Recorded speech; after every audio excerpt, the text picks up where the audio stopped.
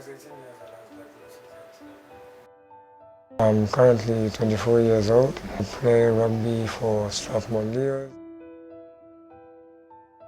As you were growing up, najua ulikuwa unasikia mambo ya cancer kule nje, unasikia cancer the disease na vitu kama hizo.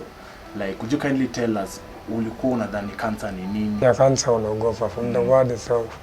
It was scary as it is. And me growing up, I've been kwetu familia nzima, like I'm the one with the most cases of illness because my immunity has always been low.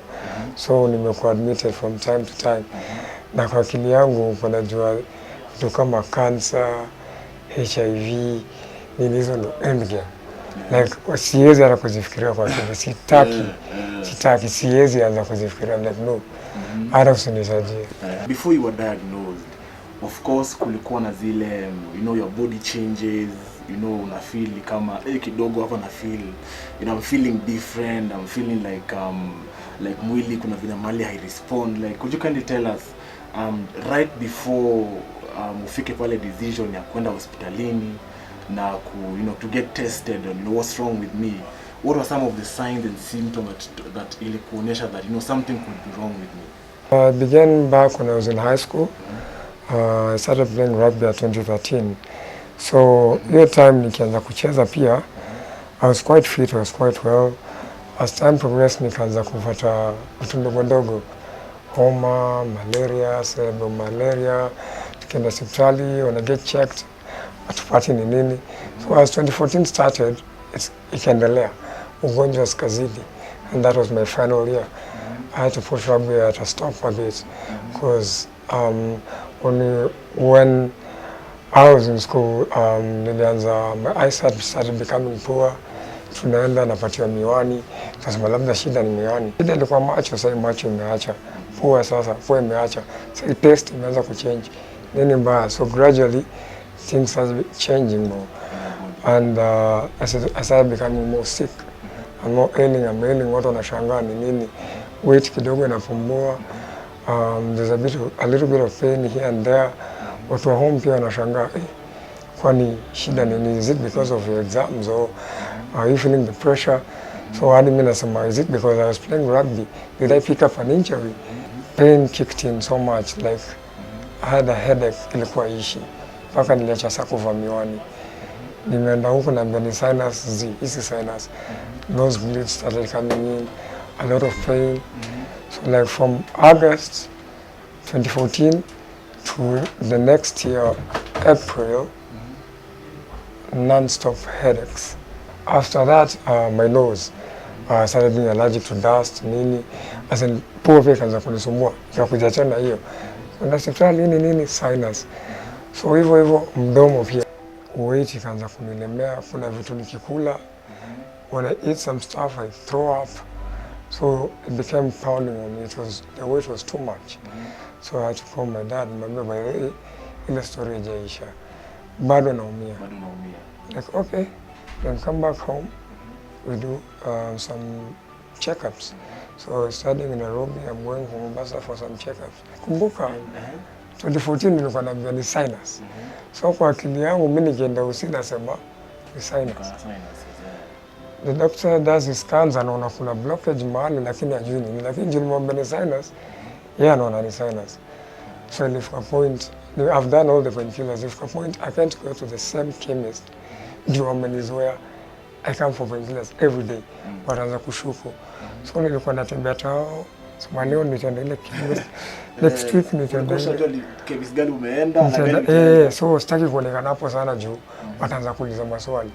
Maybe this guy is doing drugs or something. Maybe he needs something strong. So I was avoiding that. But symptoms become much more worse. Half of my head became numb. Ile jicho ilikuwa inanisumbua sasa. Nose, my tongue became numb on one side. My face was sweating on one side and the other wasn't.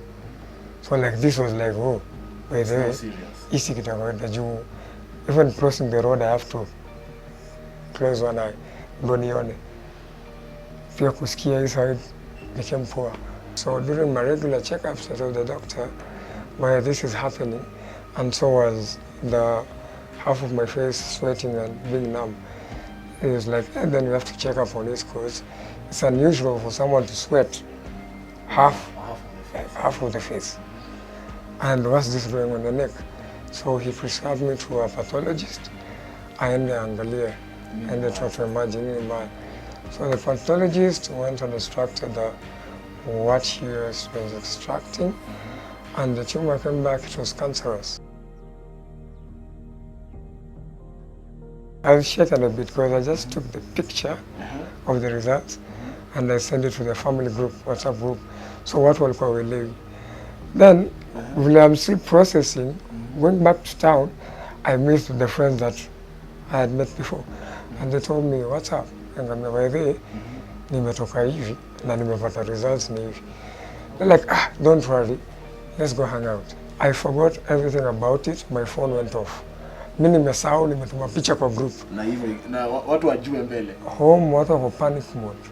Na mse ni mteja. I got home at 9. My mom is shaken to the core. Juu nimemtumia results that something is haielewi, cancerous, then nimepotea. So it's like, ameenda kajirusha, like anafikiria mtu hii ni nini. My sisters watu wananitafuta walipati. Because mama, I'm sorry, I forgot. My phone switched off. The day that I was going to fix my result was the day I was from Nairobi. I had told my dad I wanted to continue with the school. So nilikuwa nimekuja kumletea account number ya bank ya shule and the course work, everything. Kumwambia alipe niendelee na shule. Coming back to Nairobi, I just wanted to do the exam. I get my certificate. Nirudi home. But I couldn't finish the final exam. The situation was Ilinishinda. Like it was too much. Niliacha, like I had to defer the school. I got worse when I was in Nairobi. A doctor from Kenyatta called as a friend of my sister and told her, I've heard about the situation, can you guys come to Nairobi? So they took a biopsy of my cancer. And we did an MRI, they did the test all over again. So I had to wait for 2 weeks till the results were. So when the results were out, I remember we went with my sister, and this when the doctor broke it down to me. Like, hey, the results are back and it's cancerous. It's stage 4B. I had a head and neck cancer. It's called an nasopharyngeal. It's below the brain, behind the neck. After this now, of course it's to deal with it. So the treatment process. The treatment process is quick. Like in your family, it's harmonized by then leo nimeishia. Because I can't talk. I can't eat, skin imechomeka.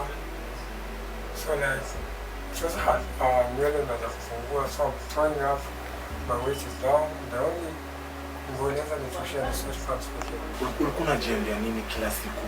You know, hata zile nights when your friends came to be with you there, hata zile nights when your family was with you there, when you were alone in that bed, ulikuwa unajiambia nini kwa akili? My self-talks were quite funny because in my mind I was like, hey, ipipe ndio inatoka. Nataka kukula chakula vizuri. Because I was feeling to the pipe.